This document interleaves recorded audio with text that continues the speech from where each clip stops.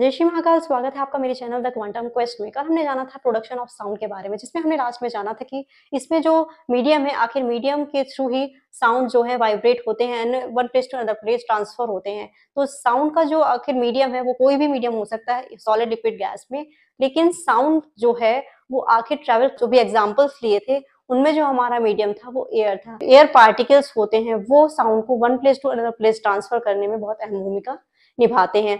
आज हमारा जो टॉपिक है वो है प्रोपेगेशन ऑफ साउंड। आखिर साउंड का प्रोपेगेशन कैसे होता है।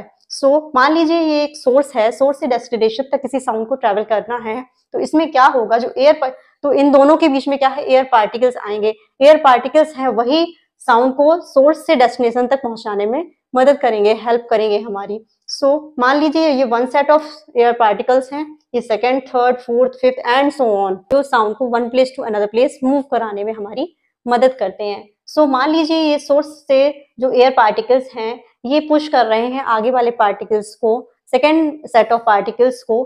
तो जब इन्होंने इसको पुश किया तो इसकी एनर्जी निकली, तो ये एनर्जी, उनकी जो काइनेटिक एनर्जी है और ज्यादा इंक्रीज हो गई। तो इन्होंने इसको पुश किया, देन इसको, और हमारा जो साउंड है वो सोर्स से डेस्टिनेशन तक पहुंच जाता है। और इसमें जब हमारी एनर्जी लॉस होती है तो ये क्या करते हैं, ये पार्टिकल जब इसको पुश किया तो ये अपनी पोजीशन वापस ले लेते हैं। ये एयर पार्टिकल्स हैं वो अपनी पोजीशन वापस ले लेते हैं। ऐसे ही आगे वाले सभी एयर पार्टिकल्स में यही प्रोसीजर चलता रहता है और वो आगे वाले को पुश करके अपनी पोजीशन को वापस से ले लेते हैं। तो यही हमारा होता है propagation of sound. So during transferring energy between air particles, some amount of energy loss take place and sound is generated when a direction of sound waves object vibrates. So इसमें sound जो objects होते हैं, जो sound waves होती हैं वो क्या करती हैं, vibrating objects के हमेशा contact में रहती हैं। The particles of medium which is contact with the vibrating object, जो particles होते हैं वो हमेशा vibrating object के contact में रहते हैं। The vibrating particles hits the adjacent particle. The vibrating particles hits the adjacent particle. ये मतलब हिट करते रहते हैं अपनी एडजेसेंट पार्टिकल्स को।